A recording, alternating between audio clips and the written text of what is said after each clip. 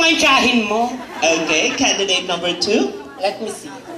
Candidate number 2 picked Judge Queen Christy Peregrina. Good evening.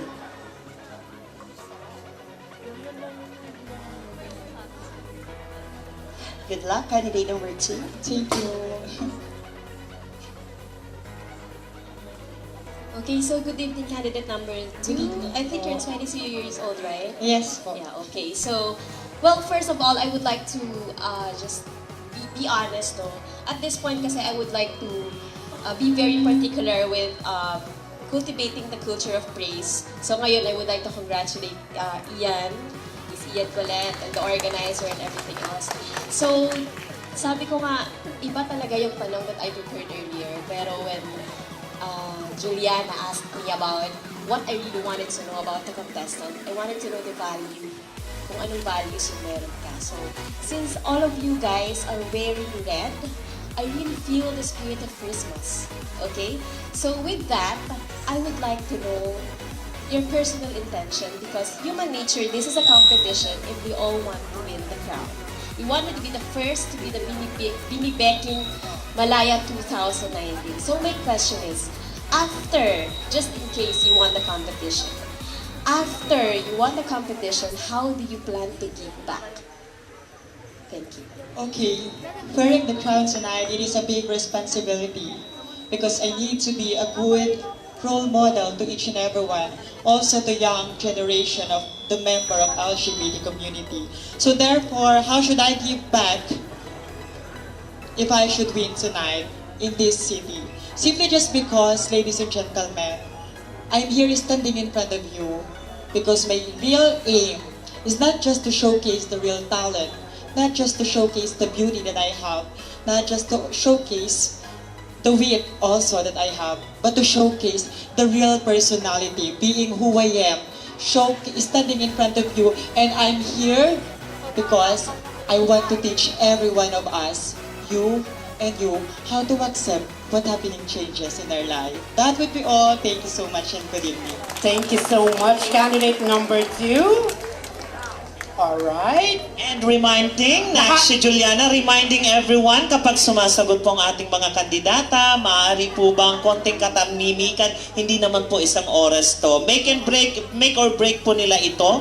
Dito natin malalaman kung sino ang aning na papasok sa ating top 6. Importante kasi na marinig, maigi ng hurado ang mga sagot. At syempre, importante din na marinig ng madlang people para at the end of the day, walang question kung bakit siya ang nanalo, bakit ito. Kayo mismo ang huhusga. At saka maniwala kayo sa hindi to add more. This is just short. Marami kayong matututunan sa mga kasagutan at katanungan. Nakakakaba.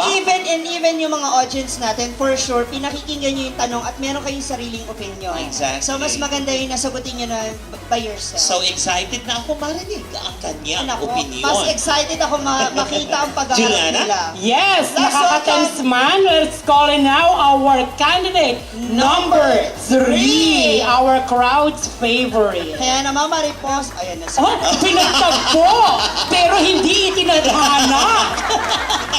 Nataray. Ian, may kasalanan ka dito. So, how Linano nyo to, Ian? May tanong ako dito, how do you see yourself 10 years from now? Joke lang. What was your most precious childhood experience? Alright, okay. Pabunutin mo Galingan na mo, ha? ang nanay mo. Ayan, Galingan thank mo. you. Nakakatawa naman, Okay. hindi pa po na ilalabas ang Alien versus Predator Part 3. Ayan. Meron na tayong picture. Are you ready, candidate number 3? Kinakabahan ka ba? Kinakabahan ka ba? Medyo. Wow, medyo. Bakit dead mo siya? Alright, your judge is Mr. Ian Arpon. Tatayo ako eh. Miss Ian Harpon. Mr. Ian Arpon, pakiabot po yung mic. Althea.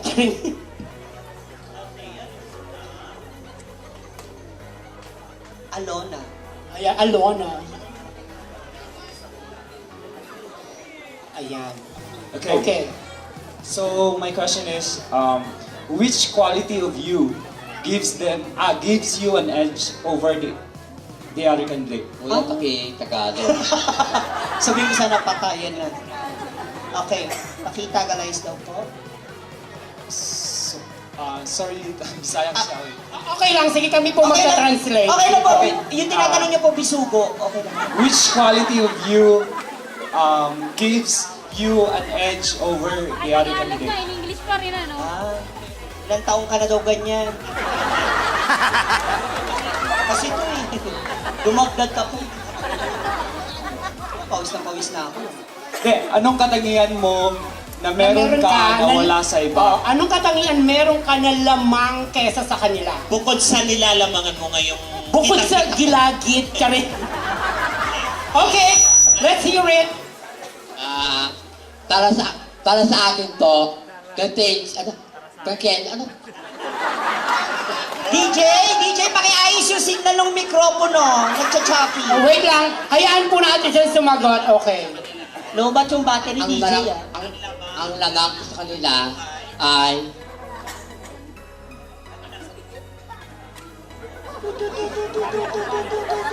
Althea. hindi ko naging kasi sasabi kontensya. Kumpiyansa. Oh, thank you. Ayun.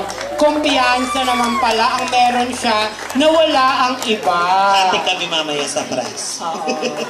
Thank you very much, candidate number 3. Mahirap maging kampante sa stage, ha? Okay, let's call it now. Our next candidate number 4. Mariposa, pasok! Mariposa, sandali. Mariposa, haggard ka na. Mariposa, sandali ka muna. Balik ka muna rito. Number 4 pa lang, hindi pa Mariposa. Oh, number 4. Okay, Mariposa, pasok! Sandali! Magsi-CR ka ba? Samahan kita, naiihi na rin ako eh. Hindi ka mo na energy, may bonus ka kay Ma'am. Mariposa, pasok! Mariposa, para kang lumilindol mag-isa. Judges!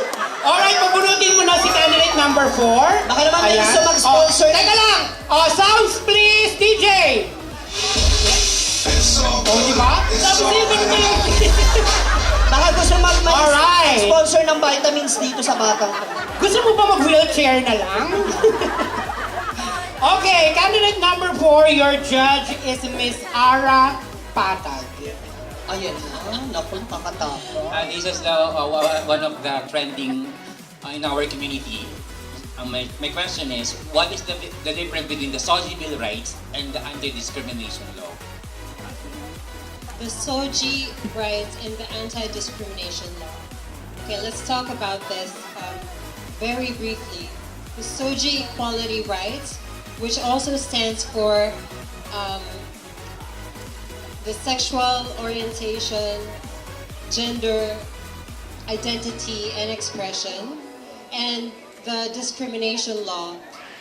Every one of us here, even heterosexual men and women, have their own SOGI rights because SOGI just protects discrimination against employers to discriminate certain kinds of gender or race or religion. And discrimination law differs from the SOGI rights in a way that it compasses all. So it doesn't necessarily focus on a certain gender, but it's a generalized term for everybody, even regardless of your age, your gender, your socioeconomic status.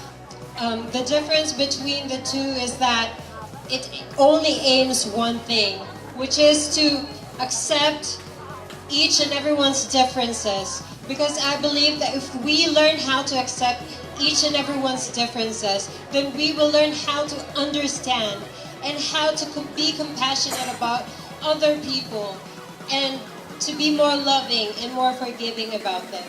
That way, we will have world peace. Thank you. Alright. Thank you, candidate number 4, Miss Maxine Medina. Okay. Patricia Payun. Mga controversial yung mga tanong. Exactly. Kaya importante talaga na aware tayo sa mga nangyayari sa ating community, issues. sa social media. Exactly. diba? Okay, wag na natin patagalin. Let's call in candidate number 5. Candidate number 5, and of course, Mariposa Gapang! Tinuro ko, tinuro ko. Tinuro ko.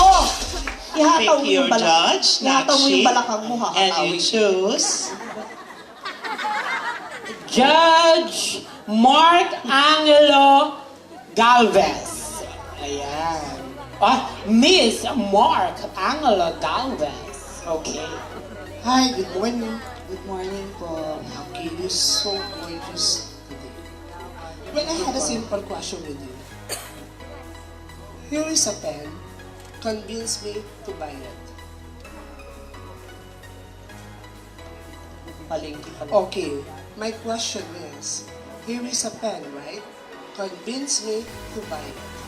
Okay, thank you very much for that very interesting question. You know, ladies and gentlemen, it is very hard to convince one person to buy something.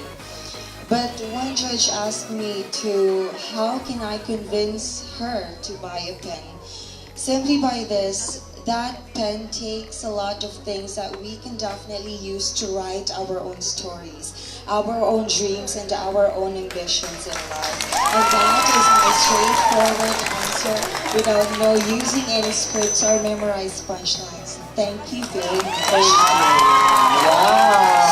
Standing ovation si Judge Mark Angelo Galvez. Alam mo, Parang gusto ko itanong yung kay familiar yung Mariposa. tanong familiar siya. Kasi sa call center, ganyan ang mga tanong Okay. Bakit sa gabi binibenta ang balot? Correct. Ganyan ang mga tanong sa call center. I don't have a hand. How will you convince me to buy a pen? Ganun ang mga tanong sa call center, kaya mahirap yun Because it's not because... wag muna. Oo, Mali. mga ganun. Mariposa na nga, alikanak, sagutin mo yon. Mariposa! Alika. Hindi natin ang chance yung Mariposa. Mayroon akong pluma, kumbinsihin mo ako na bibilhin ko ito. Di mo alam pluma? Ano yon? Yung sapatos yon, brand wale. Puma yun, Puma. Pluma. Pluma? Pluma. Yung itsura Pluma. Ito na lang ang tanong. Ito ang takong. Ito ang takong. Kumbinsihin. Saan mo gustong ihampas ito? Hindi, joke lang. Ito na, tawagin na natin. Candidate number 6! Good luck. Sayaw, Mariposa! Mariposa, yun ang energy mo?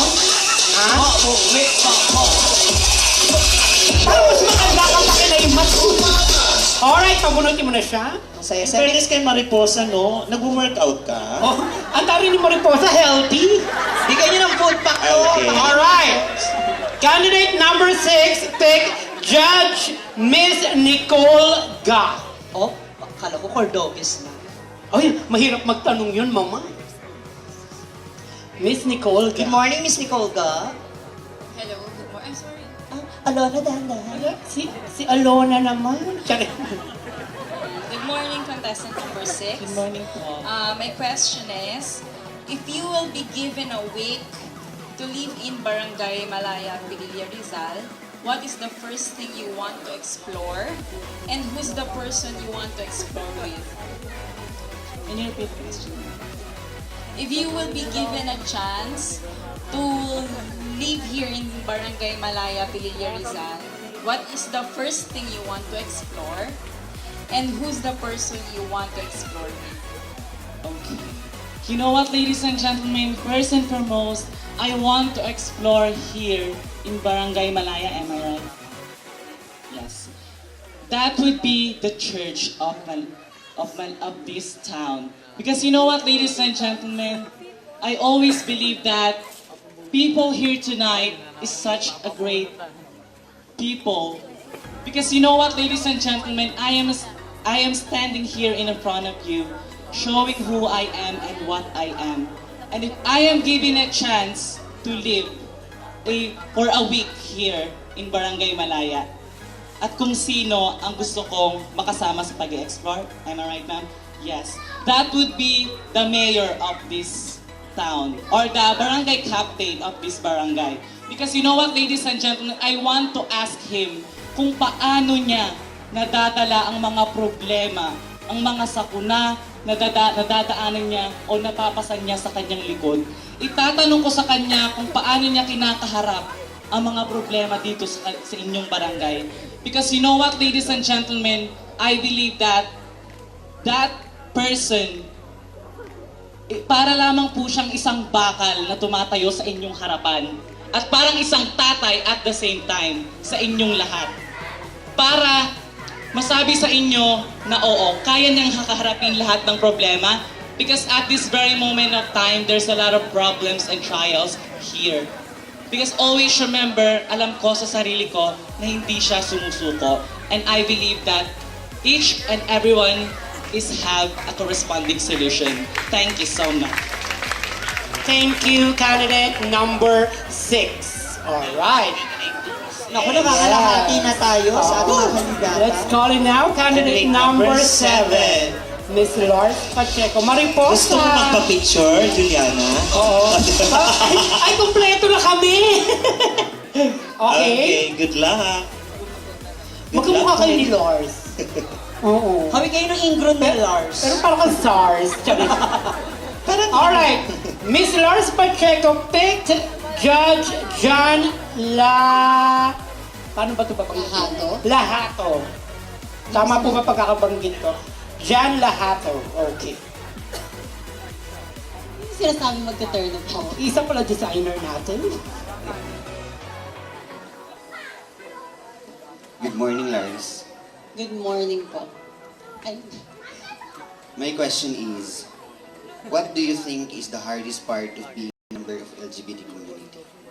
Why? Thank you so much for that. Well, you know what, ladies and gentlemen, I believe na napakahirap maging isang bakla. Ang katanungan sa akin ay, ano ang pinakamahirap? Well, you know what? I've experienced a lot of discriminations. I've experienced a lot of criticisms. And I believe for me, that is not the hardest part. But you know what? The hardest part, ang pinakamahirap maging member ng LGBT o ang pinakamahirap sa pagiging member ng isang LGBT, alam nyo kung ano? Lahat tayo ay hindi nagkakasundo-sundo. Kami mismo sa circle ng LGBT ay hindi magkakasundo. And that is the hardest part. Dahil naniniwala ako na paano mo ipaglalaban ng isang bagay kung ang kamiyembro mo ay hindi sang-ayon sa iyo. Always remember, ladies and gentlemen, that I am shouting out to all the LGBT that we should speak, we should stand, and we should act as one. Because always remember that if that people, those people, you, and you, see as the LGBT as one, well then definitely it would not be hard for you to accept us. Because I believe, ladies and gentlemen, na hindi mahirap tanggapin sa isang tao na nakikita ang LGBT kung sila ay iisa-isa ng layunin. Maraming salamat. Thank you so much, candidate number 7. 7? Woo! Okay, ikaw kinakabahan na. Bakit ako kakabahan? Alright, let's call in candidate number 8. Sige, si Mariposa kinakabahan. Okay, Mariposa! Believe me, these girls will give a hard decision this evening. Alright, candidate number 8 picked Judge Leonil Lupo.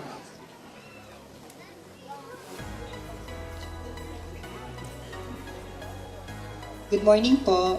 Hello, good morning. Nilox Tane. My question is, what can you say about the morality of life, applying the beauty of life of LGBTQ community in the society? I repeat, what can you say about the morality of life, applying the beauty of life of LGBTQ community in the society? Wow. Okay. What can I say about the morality of life? First thing is, life isn't perfect. And that's actually something that we need to accept. And what can I do as part of LGBT community to do something about this imperfect life? What I will do is to accept everything that is happening around us. Yes, it is totally acceptable that we experience criticism. It's totally acceptable that we experience negativities in our life, but that does not necessarily mean that we need to stop fighting for what makes us happy. You know what, ladies and gentlemen, with all the conflicts that we have experienced, with all the conflicts that human race have experienced. If we only have one complete understanding with all of our differences, and if we only have love on our heart, we can make this world and we can make this life a perfect beginning and a perfect life for all of us. Thank you so much. All right, thank you so much, candidate number 8. Nakakaloka yung Very Miss sagutan. Alam mo, Universe. patalis ng patayan. Exactly. And still, we have 2. Yes. Okay, let's not make it too long. Let's welcome candidate number 9. Mariposa, tawag ka. Alam mo yung level ng energy ni Mariposa. Total, wala ka naman energy. Mariposa, tawag. Ganon. Oh, Mariposa, away. Mariposa, Alright. Marbil ka na. Candidate number 9, pick Judge Miss Jazz Alipio. Mariposa, huwag mo kalimutan yung suka tsaka toyo, ah. Sabi ko sa'yo. Mariposa, hinga. Hi, candidate number 1. Good morning. Good morning, madam. Hi. I have 3 questions for you. Sorry, may quiz ka ngayon. Yes. I have 3 questions for you. 2 of those are answerable by a yes or a no. And I hope that the 3rd question you can give justice to it so that we can send a message to everyone. Your first question is, do you believe that education is important?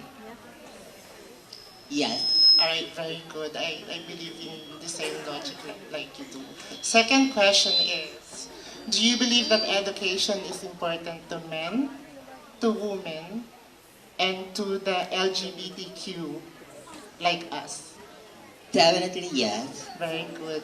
Now, being said that education is important and it is important to all gender, do you believe that we as LGBTQ should have a better education or should have a higher education so that we can succeed in our own chosen career and in life? Okay, thank you very much for the time. Mariposa! Thank you very much for that wonderful question. The question given to me is that, do I believe that education, the member of LGBT should have this higher education for us to have or achieve what we want profession in life? Well, definitely yes. And being education itself, it not stand for school. And also the experience that we have in our life. That's why even you are a member of LGBT and you don't have enough resources to go to school to have education, you can have your own education if you are willing to study on your own, even not in the school. Because nowadays, internet data is very much rampant. If we use this, Google right information for us to have this education, definitely we will have and achieve the dream that we will wanted in life. Thank you. All right, thank you so much, candidate number 9. Thank you, Miss Jackie. Miss Dimple Tan. Okay, and finally, wrapping up this evening's Candidate question and number answer 10. portion. Miss- Candidate number 10. Miss Alexis Romualdez Santina. Mariposa, abot mo na. Mariposa, tawag ka. Abot mo. Oh. Oh, wala na? May laman pa yan? Oh, talon. Dito ka lang. Ayusin mo yung mga wire na buhol-buhol. Alright, candidate number 10, pick Judge Mr. Kenji Dinglasan. Hello, good morning. Hello po. Good morning, sir. Globe kayo. Here's your question. Do you believe that life is a constant change and why? I repeat, do you believe that life is a constant change and why? Thank you. Ladies and gentlemen, it's actually a very difficult question because we all have our experiences and from time to time, it actually changes. Given that statement, I truly believe that life is a constant change. You know, when we talk about the times and we go back maybe 10, 20, 30 years ago, we will see our country striving for something that we think is actually for our betterment. After a couple of years, we're actually doing the same thing. It's non-stop learning. It's non-stop achieving something.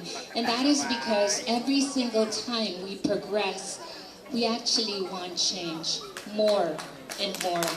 I believe that sometimes if we look at the horizons of life and we realize that there's something, an achievement that we would like to take, maybe go to, what you realize and what you have to know is that just when we thought technology, life, wisdom, knowledge, changes, actions is at its peak, remember, there is definitely more to come.